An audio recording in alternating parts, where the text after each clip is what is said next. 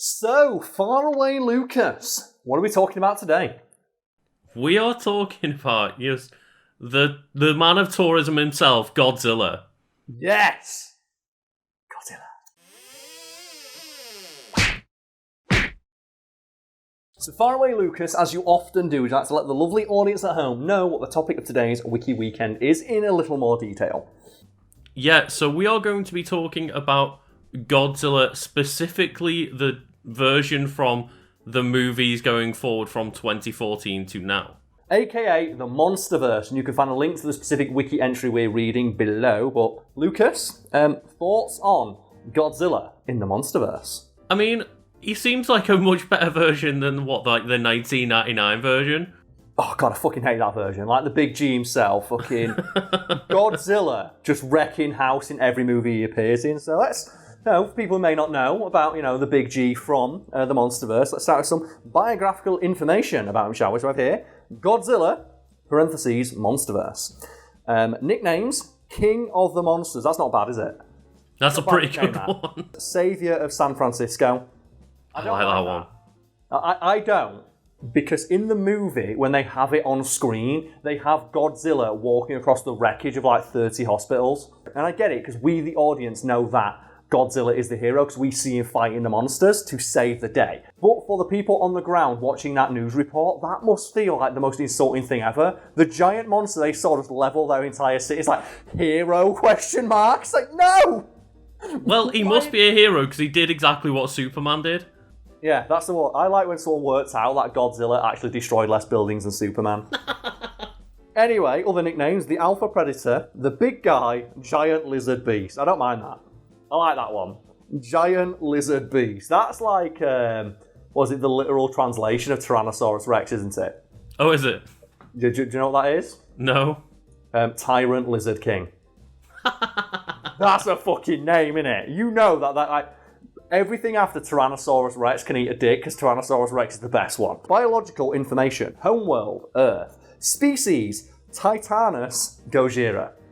That's a fucking name, that, innit? Forms, Burning Godzilla. Gender, male. So Godzilla is canonically male in the Monsterverse, because I always thought that was like something Westerners did. Godzilla was like an abstract entity representing just destruction, so there's no gender applied to it. I thought I'd heard at one point that Godzilla was like a female. Godzilla is female in the 1998 version because they lay eggs. Right, okay. But I believe that Godzilla has never really had a gender ascribed to them in like the Japanese movies. Height, 355 feet in the 2014 movie, 393 feet in the 2019 movie. Fucking had a growth spurt. Jesus. Yeah, that's a growth spurt now. Length, 550 feet and 4 inches. I love they put 4 inches on, really. Like, it's 554 feet, not enough, and that's including the tail in 2014, and then an additional 32 feet in 2019. Then weight, 90,000 tons in 2014, 99,000 tons in 2019. So he put on nearly 10 ton of fun. Eye colour, golden yellow 2014, red orange in 2019, bright blue when using his atomic breath, blazing yellow orange when using his, and I quote, thermonuclear pulsars. Status, alive, and we should clarify we're recording this before the release of Godzilla vs. King Kong. We're just doing it in anticipation of it, and we don't know when this video is going out, so I guess no spoilers in the comments if that movie's out already, but we do not know what's going on, and I think the trailer only dropped yesterday, and we've not watched it yet. So, allies, Mothra, Rodan, Behemoth, Scylla, Methuselah, the Queen MUTO, Makeli Makembe, Sekhmet, Yakamoto no Orochi, Leviathan, Abandon, Baphomet, Bunyip, Typhon, Tiamat, Amluk, Quetzalcoatl, Kraken, Monarch, for Brody, Madison Russell. Christ, the comments are going to have a field day there, Karl. With some of those pronunciations. Speaking of which, enemies, Ghidorah, which I got checked by a friend of mine who speaks fucking Japanese and I'm pronouncing that correctly. So I don't get, whenever I say King Ghidorah, all the weird weebs in the comments correcting me or making fun of that pronunciation. I don't get why they're doing that, because I got someone who actually speaks Japanese to check my pronunciation of that and they say it's fine. So I guess you do, you weebs. MUTO Prime, Hawk MUTO, Fem MUTO, Kong, Mechagodzilla. So that has to be a spoiler. Because Mechagodzilla's not in any of the movies that I've seen so far. Oh, God. Production information, portrayed by TJ Storm. That's a fucking name. And he plays Godzilla. Yeah. A quote about Godzilla, we call him Gojira. That's great, isn't it? A quote about Godzilla, we call him something else. Overview. Godzilla, also known as Gojira, also dubbed Titanus Gojira, is a giant reptilian daikaiju created by Legendary Pictures that first appeared in the 2014 film Godzilla. Following this, Godzilla appeared briefly in the post-credits scene of Kong Skull Island, making a cameo appearance as 2 cave paintings and roaring as the film ends. And something I like about these movies is Godzilla, even though, as we mentioned, is physically portrayed for motion capture by an actor, is always credited as himself. In those, when they put Godzilla played by Godzilla. And I love that. Godzilla reappears in the 2019 sequel, Godzilla King of the Monsters, where he encounters Rodan, Mothra, and Ghidorah, and several other titans. Following 2019's monstrous clash, Godzilla will meet and face off against Kong in the 2021 film Godzilla vs. Kong, which we have not seen yet because it's not out, so don't bother asking us about it. Or telling us, like, oh, you got this wrong about the movie. It's like, we haven't seen it, it's not out. It's not out yet, so don't bitch at us if we don't mention things from that film. And it really surprises me that they went for, like, Godzilla vs. Kong, because, like, King Kong, correct me if I'm wrong, has never been anywhere near as big as Godzilla. Never, no. And they reference that in Kong Skull Island, where they show, like, Kong's pretty big, but they have John C. Reilly go, yeah, Kong's pretty big, but he's going to get bigger. And you can see he's almost saying it to camera, saying, look, we know he's small in this film, he'll be bigger when he fights Godzilla. Trust us. Name. In Godzilla Awakening, which I think is like a prequel novel or a comic or something, Godzilla is referred to as a MUTO due to not having a name at the time. Godzilla originally gained his true name from the Pacific Islanders, who refer to him as Gojira. Ishiro Serizawa also refers to him as Gojira before Godzilla is formally used. With that said, most of the English-speaking characters eventually start to call him Godzilla. Michael Dougherty later revealed that the name Godzilla is not the primary name of the monster, but a nickname with a scientific name used in the film's universe being Gojira. The resulting scientific dubbing of Titanus Gojira comes from the Latin term Titanus, meaning Titan, and Gojira, meaning Godzilla in Japanese. They bring it all the way around. Lucas, we've got a couple of sections here. It's like design, which I think we've talked about in other videos about Godzilla, but there's one here just dubbed personality. And if this doesn't just say large and in charge, I'm going to be really annoyed. In Godzilla, Godzilla's behaviour is similar to that of a territorial animal. It is theorised in the film that Godzilla is the driving force to restore balance to nature whenever that balance is disrupted, suggesting that he essentially considers the entire Earth to be his territory. That is a fucking power move right there. It's like that great moment in Justice League Unlimited where Aquaman turns up and like he sues the nations of the earth for trespassing on his territory because he rules the oceans. So anytime anyone takes a boat anyway, you're trespassing. However, unlike previous incarnations, Godzilla doesn't blatantly attack or plough through ships at sea simply because they are there. In fact, with larger ships, such as aircraft carriers, he simply dives down underneath them. Even when the military launched a combined force assault to stop him, he didn't react or fight back, and simply continued on his way to hunt the MUTOs on his fucking territory. I like that though, of just, he's such a just big overwhelming force that he doesn't even give a shit about us humans attacking him. Yeah, he just sits there and takes it 'cause he doesn't notice. As opposed to any sort of morality, it appears to be that he simply considers humans to be tiny and insignificant and does not care about their general well-being, but at the same time does not consider them worth destroying, even though they, without harming him at all, fire at him non-stop. That description is just Godzilla to a T. They are firing at him endlessly, and he's like, I don't care, I'm Godzilla. Godzilla also does not seem to destroy on purpose. Even when he destroyed the Golden Gate Bridge, it did not appear to be intentional, but just him reacting for being hit in the gills by explosives. He displayed little interest in humans and focused his attention entirely on the MUTOs. His supposed disinterest in the well-being of humans may be caused by the repeated attempts to kill him. Maybe try to kill him is what pisses him off. Godzilla does occasionally display signs of advanced thinking. He's seen adapting to the strategies to fight the MUTOs and even uses sleight of hand to trick the male MUTO into approaching his tail. The idea that a 500-foot atomic lizard can use sleight of hand is fucking incredible. He appears to possess some degree of emotion as he briefly looks Ford Brody in the eye when he collapses to his level, which could suggest that he at least has some degree of interest in humans. I don't like that. That is us ascribing meaning to Godzilla. Mm-hmm. Like, it works with King Kong because apes have that inherent humanity and nobility to them. Godzilla is so massive, we are ants to him. Godzilla was designed to have a personality that would evoke Are you fucking kidding me? A last samurai archetype. An ancient warrior content with solitude, preferring not to be a part of the world, but has to resurface when certain types of events force him to appear and set things right. That makes him sound so less cool. It makes him sound kind of like he is the retired badass. He's like the John Wick. Like, oh no, he is, but at the same time, I just prefer like the giant lizard that rules over the entire planet. But I also kind of like that he's just tired. That Godzilla, he's just so fucking tired. Godzilla has some degree of rivalry with Ghidorah and Kong, as he depicted fighting alternately with them in various cave paintings. He also has a symbiotic relationship with Mothra. She assists him during their fight with Ghidorah and Rodan, using her webs to glue Ghidorah to a skyscraper and incapacitating Rodan after he fought her. Their ancient alliance has been defined in romantic terms, with Dr. Ilene Chen referring to Mothra as the Queen of the Monsters, and Chief Warrant Officer Jackson Barnes questioning if they've got a thing going on. He's a giant lizard, she's a giant moth. It's like he was a punk, she did ballet. What more can you say? Oh, it says here, though subsequently Dr. Samuel Coleman explains it as a symbiotic relationship. Yeah, stop fucking putting human emotions on giant monsters. As when she died, in quotation marks, because she see the Mothra egg. Mothra can never die.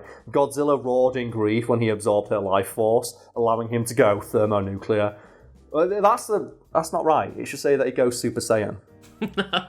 I love the idea though, like he's roaring in grief, but also I need your life force. Like, Whoa!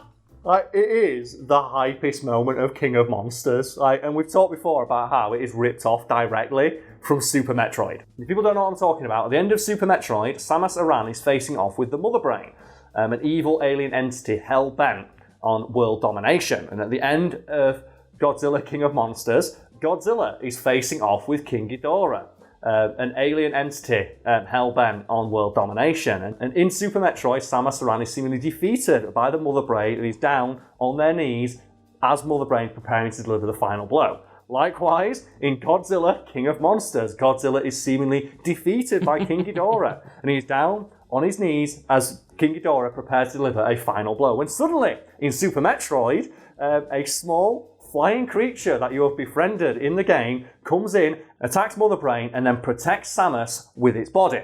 In King of Monsters, Mothra, a creature who Godzilla has befriended, comes in, attacks Ghidorah, and then protects Godzilla with its body. Going back to Super Metroid, Mother Brain charges up a final attack, which it uses to kill the Metroid, causing it to be obliterated and its life force to soak into Samus.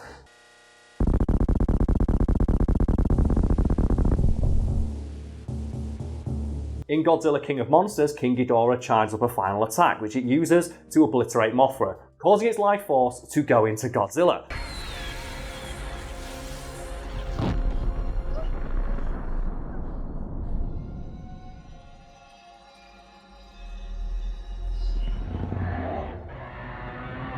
Going back to Super Metroid, Samus absorbs this power within herself and starts glowing with rainbow sex energy, arises and fights the evil monster with her newfound power. In Godzilla King of Monsters, Godzilla rises to his feet glowing with rainbow sex energy and uses a newfound power to destroy King Ghidorah. I hate it so much, they ripped it off and it pisses me off. Oh god, it's so bad. And Lucas, I believe you're the person I had a conversation with this about, and you didn't believe me? Yeah, because I'd not seen the movie. I was like, no, it can't be that bad. Until I showed you the clip from Godzilla King of Monsters where it happens after we'd finished playing Super Metroid together. You went, it's just the same scene. They ripped it off. And I've never seen anybody call anyone out for it. It's like, they fucking rip it off. Anyway, Lucas, powers and abilities. So, amphibious nature. Though technically a reptile and not an amphibian, Godzilla has an amphibious lifestyle. Look at that, I respect it. He lives his life the way he wants. He spends half his life in water and the other half on land, which makes him an adept combatant in both environments. Which is really funny, because the only thing I've seen of Godzilla versus Kong is that Godzilla attacks Kong on a boat. And gorillas, people don't know, can't swim. He's getting him while he's weak. Godzilla can breathe underwater and he possesses gills and amphibious lungs, so he can stay underwater indefinitely. But he closes his gills when he's on land so he can use his lungs. These gills appear to be his weak point as he reacts aggressively whenever he's hitting them. It's the only time that you ever see any human weapon hurt him. Yeah. It's like when they hit him in the gills and he just crashes through the Golden Gate Bridge by accident. So this is your fault, not mine. It is. You shouldn't have shot him.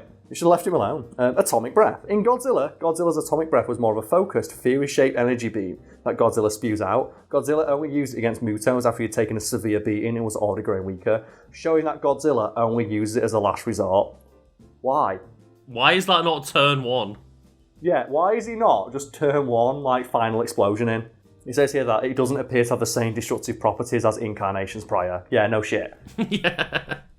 Cue that clip from Shin Godzilla where it just obliterates an entire city in 3 seconds.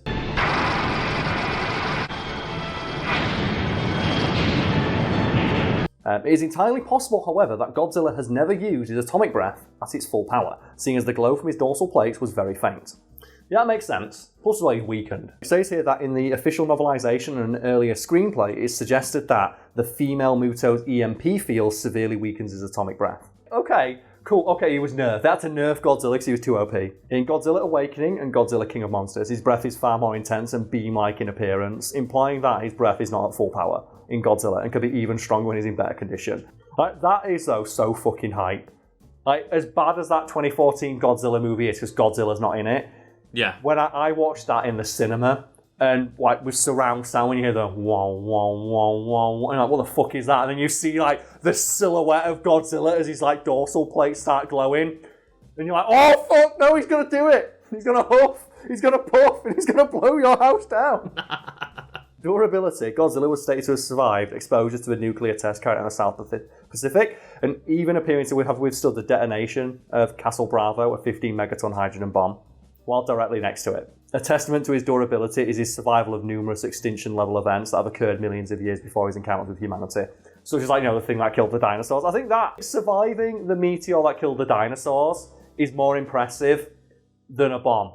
In Godzilla King of Monsters, he survives the fall from thousands of feet after being airlifted by Ghidorah. Sorry. I was like, by who? Is there another Godzilla? What? He just Master Chiefs all the way in. He catches fire on his way down. Thermonuclear pulses. As with previous incarnations, he can release pulses of radioactive sex energy. He first demonstrated this in Godzilla King of Monsters, after absorbing the radiation of a nuclear blast and Mothra's life force in a direct rip-off of Super Metroid.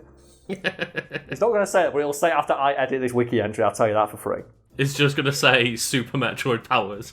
In this new burning form, Godzilla burns and melts objects in his vicinity while becoming completely immune to Ghidorah's, and I quote, gravity beams. His pulse incinerates most of Ghidorah and a large portion of Boston. Just the casual obliteration of an entire city. You know what? When you've got the whole entire Earth to look after, Karl, one city's not that important. And believe it or not, folks at home, Godzilla does have weaknesses. Should we cover those now? Yeah, sure. Excess radiation. When Dr. Serizawa detonated a nuclear warhead to revive Godzilla. Oh my god. That's pretty boss, isn't it? How do you revive him? Detonate a bomb next to his head. It's radiation combined with that of the Hollow Earth. Oh yeah, because that's a thing in the Godzilla universe, just Hollow Earth real. Was too much for his body to handle, and as such, he had a set amount of time before he exploded like a bomb. However, following Mothra's sacrifice in a direct rip-off of Super Metroid, this power seems to no longer be a problem. Numbers. Even though Godzilla is, and I quote, very large and very strong, he can be overwhelmed if fighting against numerous foes on his own, as seen when he fought against the MUTOs, who are shit. He couldn't predict nor block their blows in a 2-on-1 situation. Lucas, short arms. While Godzilla's arms are strong, they are very short and they are unable to reach the top of his head, a weakness exploited by the male MUTO. That's rough, that, innit? He's the toughest, strongest thing. You rule the entire world, but you got short, stubby arms, get wrecked. Stamina. Despite Godzilla's overwhelming strength, his stamina posed a problem. After defeating a male MUTO, he hunched over to catch his breath, which led to him being pinned down by a falling skyscraper. Oh god, he's got dad bod on the go. That's what it is. He's just tired. Godzilla just doesn't want to fight. He's like Dad Bodzilla, man. He's on it. Trivia. Should we end on some trivia? Yeah, let's go for it. Godzilla may have inspired the Cold War. For in the briefing room scene in Godzilla, Vivian Gray mentions that when Godzilla emerged in 1954, the Americans and Russians thought they were being attacked by each other. Oh, fucking hell. He accidentally caused the Cold War. Despite being called a predator, Godzilla never eats the MUTOs once he catches and kills them. They may simply be rival species, so Godzilla actively hunts and destroys. They pose a threat to the existence of his species. According to Ken Watanabe, he was originally supposed to name drop the monster as Godzilla. However, seeing as both him and the character are Japanese, he insisted that the original Japanese name was more appropriate. Yeah. Good on him. Yeah, fair enough. The claim that Godzilla's roar can only be heard from 3 miles away is somewhat illogical, as the roar of a lion, an animal only the fraction of the size of Godzilla, can be heard from over 5 miles away. That's just a salty fan who heard that. Alright, that's fucking stupid. He's like the size of a building. Of course you can hear him from over 3 miles away. You can see him. If you can see him, you can hear him. That's incredible. I like that. I really like that someone put that in the trivia section. It's like, of course you can fucking hear him from, like, you can hear a lion from 5 miles away, you can hear Godzilla. That's great.